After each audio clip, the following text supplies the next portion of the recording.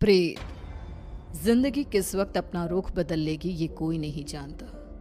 कब फूलों से भरी बगिया उजड़कर खाक हो जाएगी, कब मैदान बंजर रेगिस्तान हो जाएगा और कब खुशियों से भरी जिंदगी मायूस हो जाएगी, ये कोई नहीं जानता।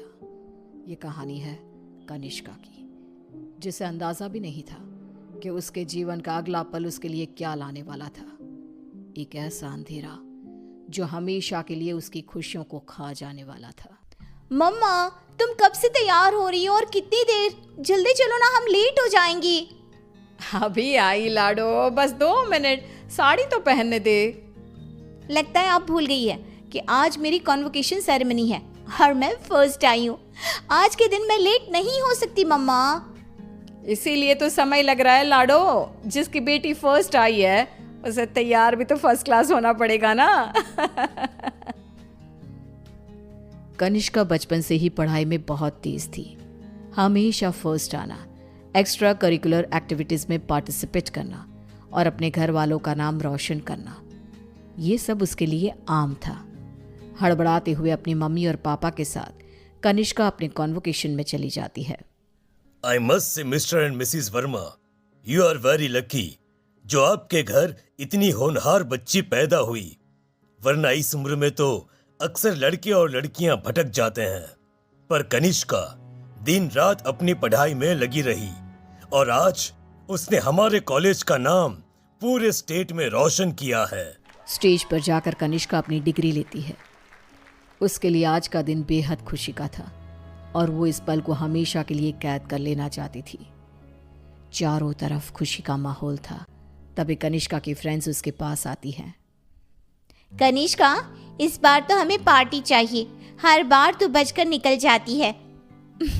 अरे कौन सी मेरी जॉब लग गई है, इतनी भी बड़ी बात नहीं हुई है। अब बस लंदन यूनिवर्सिटी में मेरा एडमिशन हो जाए, तब पार्टी पक्की। तुम लोग कनिष्का की बातें तो रहने ही दो, मैं दूंगी पार्टी। आफ्टर ऑल कॉलेज की डिग्री मिल गई है मेरी बच्ची को। She is a graduate now. तो आज रात को मेरे घर पर पार्टी रहेगी, तुम सभी को आना है। रात को सभी पार्टी में आते हैं।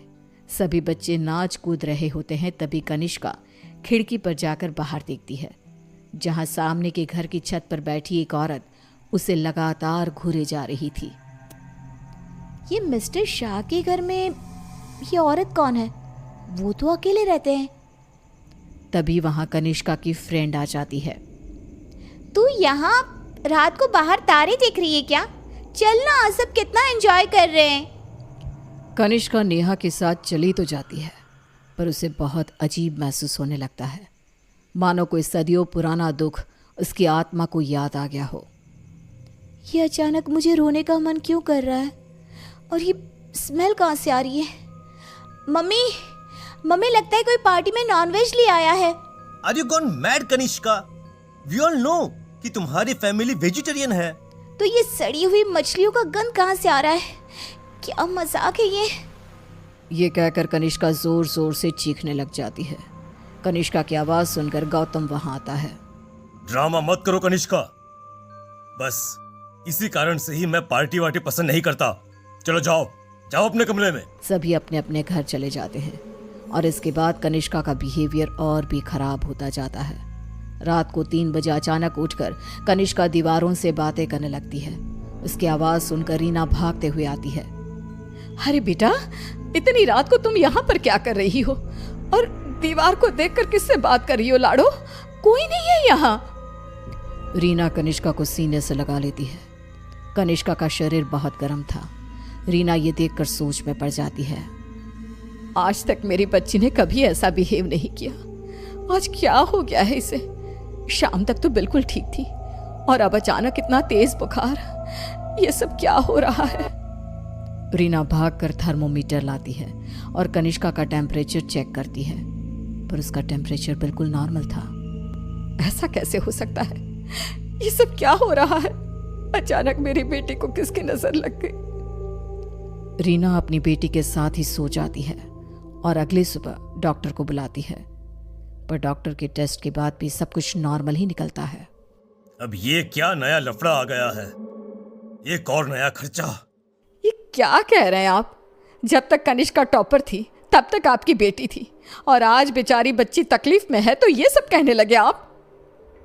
रीना और गौतम में बहस हो जाती है। गुस्से में गौतम घर से बाहर निकलता है, जहां उसे पता चलता है कि मिस्टर शाह अब नहीं रहे।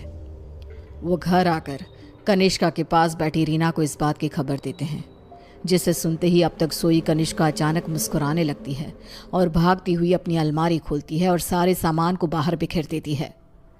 क्या ढूंढ रही है बेटा, मुझे बता लाडो।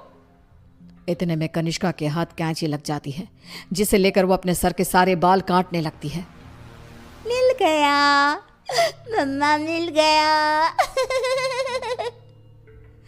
ये क्या किया तूने? अरे क्या हुआ है लाडो तुझे? मुझे पता, तूने कल से कुछ खाया भी नहीं। कुछ खा ले बेटा, कमजोर हो जाएगी। पेट भर गया है। कितनी उल्टियां भी की मैंने, पूरे के पूरे शाह को खाकर बैठा हूं मैं। खाकर बैठा हूं? ये सब क्या कह रही है तू? बाथरूम में जाकर देख ले। रीना बाथरूम में जाती है, जहां बेसिन में नीले रंग की उल्टी थी, जिसमें मांस के टुकड़े थे, जिसे देखकर रीना को भी उल्टी आने लगती है। वो भागकर वापस कनिष्का के कमरे में आती है। सुनिए जी, हमें जल्द से जल्द कनिष्का को किसी पंडित जी के पास ले जाना होगा। ये कुछ और ही है। आज के जमाने की होकर तुम ये सब क्या कह रही हो? ऐसा कुछ नहीं होता। गौतम अपनी पत्नी की बात को इग्नोर कर देता है। इसी तरह दिन बीतने लगते हैं। भूखी रहने के कारण अब कनिष्का के शरीर की हड्डियां भी दिखने लगती है। उसकी आंखों के नीचे काले गड्ढे आ चुके थे। अब मैं किसी की नहीं सुनूंगी, बहुत हुआ। रीना अपनी जान पहचान के एक पंडित जी को अपने घर पर लेकर आती है, जो कनिष्का की हालत देखकर ही समझ जाते हैं। बच्ची की हालत बहुत खराब है, इसे मैं नहीं संभाल पाऊंगा। ये मेरे गुरुजी ही कर सकते हैं, जो कुछ ही दिन पहले साधना के लिए हिमालय जा चुके हैं। रीना हर तरफ हाथ पैर मारती है कि कहीं कोई रास्ता दिख जाए। फिर उसे घोस्ट कैचर के बारे में पता चलता है। डूबते को तिनकी का सहारा समझ रीना उनकी टीम को भी अपने घर पर बुला लेती है, और वो लोग कनिष्का से पूछताछ शुरू कर देते हैं। क्या आई हो तुम और कौन हो? कितनों के नाम बताऊं? मतलब तुम एक से ज्यादा हो, एक से ज्यादा हो इस लड़की के शरीर में। बताओ बताओ कितने हो? हम 42 प्रेत हैं। कनिष्का की बात सुन वहां मौजूद सब लोग हैरान रह जाते हैं। उसके शरीर में बसे इन प्रेतों को निकालना अब किसी के बस में नहीं रह गया था। उसी शाम कनिष्का की मृत्यु हो जाती है, जिसका सदमा रीना बर्दाश्त नहीं कर पाती और सब कुछ छोड़ अपनी बेटी के साथ हुए इस हादसे के पीछे की वजह का पता लगाने निकल पड़ती है।